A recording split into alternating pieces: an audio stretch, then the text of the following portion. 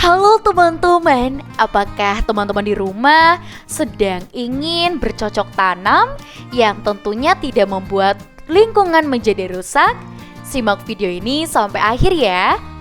Membudidayakan tanaman di rumah diyakini memiliki efek positif pada lingkungan dan kesehatan mental, terutama pada masa pandemi.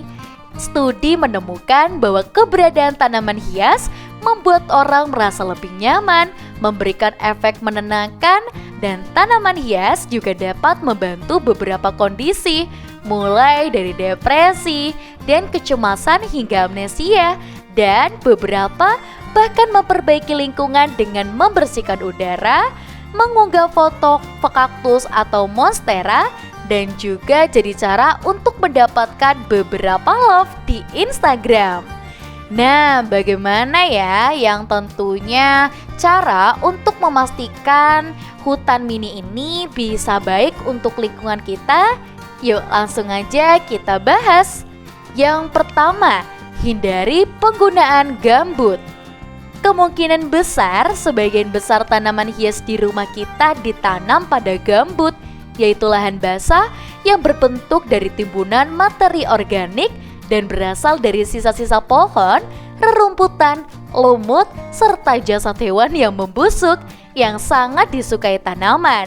Misalnya ada satu hal yang sangat buruk bagi bumi, dan ini ada hubungannya dengan bagaimana gambut diperoleh. Gambut tumbuh antara 1-10 mm per tahun, artinya butuh waktu lama untuk menghasilkan jumlah yang berarti sangat banyak.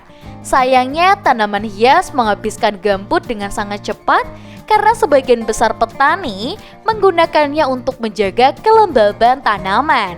Dan ini berarti kita menggunakan gambut dengan laju yang tidak berkelanjutan. Yang kedua, manfaatkan anti hama alami. Menurut Harriet, langkah ini dapat menciptakan ketahanan alami pada tanaman dan untuk memastikan kalau serangga lain tidak dirugikan dalam perawatan tanaman di rumah atau apartemen kita, bila kita melihat hama, serangga, tungau atau serangga yang lain mungkin dapat merusak tanaman. Kita mungkin akan memakai pembunuh serangga terkuat untuk memastikan masalahnya selesai. Padahal kita dapat mengatasinya dengan bahan alami yang tidak memerlukan campuran bahan kimia. Yang ketiga, tampung air hujan untuk menyirami tanaman. Tanaman hias bisa memicu perilaku berlebihan, dari air hingga pot plastik. Kita bisa jadi malah membuang-buang sumber air bersih secara berlebihan hanya untuk menyiram tanaman kesayangan. Kalau memungkinkan, kenapa tidak menampung air hujan, lalu menggunakannya sebagai air minum tanaman? Bahkan air bekas akuarium bisa dipakai untuk menyiram tanaman loh. Yang keempat, tak perlu selalu pakai pot baru. Begitu juga dengan wadah tanaman. Usahakan untuk tidak selalu menggunakan pot yang baru, terutama pot berbahan plastik. Kita bisa menggunakan ember tua atau botol bekas menjadi pot bunga. Nah, kita juga bisa nih menemukan pot-pot tanaman yang ramah di lingkungan. Yang kelima, membeli atau saling menukar stek. Banyak tanaman berasal dari pembibitan besar yang menghasilkan tanaman dalam jumlah besar. Mereka kemudian dikirim ke seluruh negeri yang dapat mengakibatkan banyak gas yang dikeluarkan demi membawanya ke penjual tanaman di dekat kita. Meskipun sulit untuk mengetahui secara pasti dari mana tanaman kita berasal, tapi salah satu cara terbaik untuk mengurangi dampak negatif tersebut dengan membeli atau memperdagangkan stek. Stek tanaman adalah potongan tanaman yang sudah ada dan akan tumbuh menjadi tanaman baru.